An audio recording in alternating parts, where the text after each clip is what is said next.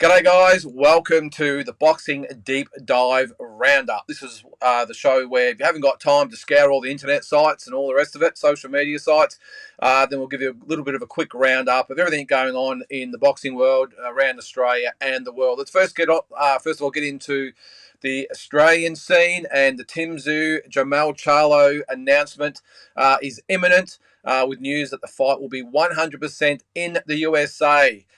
Team Tszyu manager Glenn Jennings has said the date has been agreed on, which is looking like October 14th at this stage, with Team Charlo to make the announcement. So let's hope that the announcement is not as slow as the regularity of his fights. So that should be imminent, considering that the last fight was announced 6 months in advance. This one's, about 3.5 months. So let's hope it is any old day now. George Kambosos Jr. is open to a rematch with Teofimo Lopez. He's announced that it could take place in Australia or Greece. Kambosos, of course, took the titles from Lopez back in November 2021 in the upset of the year in New York at Madison Square Garden. And George, of course, will fight Maxie Hughes in Shawnee, Oklahoma on July 22nd in his debut on Top Rank as the main event. So looking forward to that one. Also on the undercard of that will be Aussie Joseph Goodall. He'll fight American Stephen Shaw. Goodall 9-1-1. That sole loss coming to Justice Honey, of course. Will be up against fellow heavyweight Shaw, who's 18-1. His only loss was back in January when he lost a 10-round decision to Effie Jugba. So big opportunity for Joseph Goodall to show his wares on national TV in the States. Sad news, former Andrew Maloney nemesis Joshua Franco, you can recall they had those 3 memorable fights together, has announced his retirement from boxing after losing to Kazuko Ioka last weekend. If you recall, Franco missed the weight by 7 pounds and gave up his gave up his title on the scale. This was, of course, for the WBA junior bantamweight title, and he retires with an 18-win, 2-loss, and 3-draw record with 8 KOs. So all the best to Joshua Franco in his retirement. This weekend, history will be made on the Paul Nazari show in Revesby, New South Wales, or Revesby, New South Wales. I hope I pronounced that right. Where Mai Solomon and Nicola Costello will fight in 6 by 3-minute rounds. So if you don't know, the women, of course, fight 2-minute rounds. So this will be a first in that regard. The main event on that card will be Nesta Bullen up against Liam Pope. They'll be fighting for the Australian featherweight title. Another a lot of big news for the WA fans, of course, is Thunderdome 43.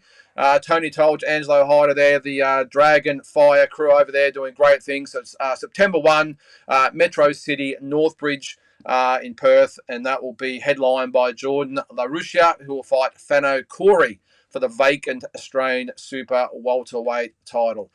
Just one last thing on the Australian scene. Happy birthday to Jai Pataya.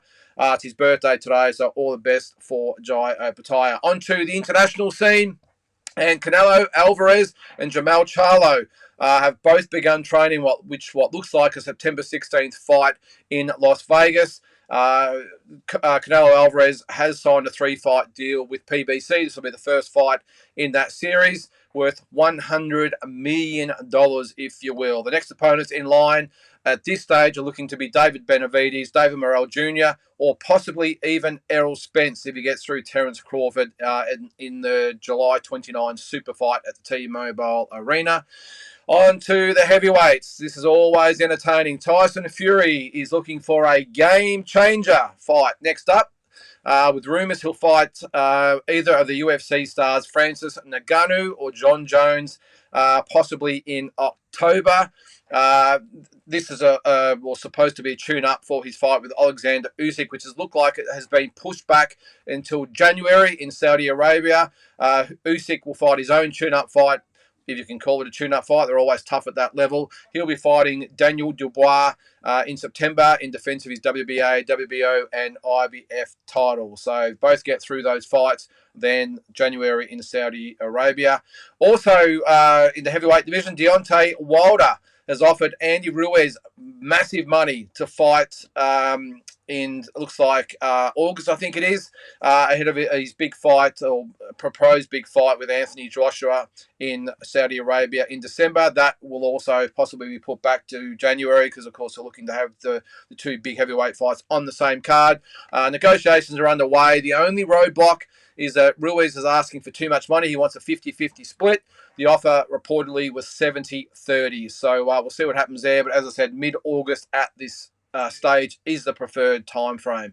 Still on the heavyweights, Anthony Joshua is looking for his own tune-up ahead of that card as well. Looking at Dillian Whyte at this stage, still possible. Dillian Whyte wanted the rematch clause taken out because he thought if he beat Joshua, he could then be in line to fight Wilder later in the year or in January. Doesn't look the case. Look like the case. Anthony Joshua has no interest or doesn't really care. He thinks he'll knock Dillian Whyte out anyway. So has removed the clause. So hopefully that fight will be signed and announced very soon. Although Eddie Hearn does remain sceptical, so we'll wait and see on that one. Another heavyweight fight that has been set in concrete is the Zhilei Zhang Joe Joyce rematch. It will take place on September 23 at the OVO Arena in London. If you recall, back in April, Zhang stopped Joyce in 6 rounds due to eye swelling. So the big rematch there. 37-year-old Joyce has said he's willing to take the risk. He wants to get this win back. We'll put him back as a WBO #1 challenger and put him in line for a world title fight, hopefully next year. On to some more shenanigans that's going on in the lighter weight divisions this time. Oscar De La Hoya always seems to be amongst it. Says David Benavides and Jaime Munguia is a possibility later in 2023 in what could be, in his words, the fight of the year. Eddie Hearn is also looking at Munguia up against his fighter Edgar Berlanga, with the eyes on Canelo Alvarez at the end of his 3-fight deal. It should be probably mid to late 2024. Benavides has also been challenged by David Morrell Jr. All those fights are possible and would be great. So it's just a matter of who outbids or out negotiates the other promoter. So plenty to see there. And still on Berlanga, Eddie Hearn's also keen for maybe Gennady Golovkin to be his next opponent if any of these fights don't come off. So some potential big fights at super middleweight.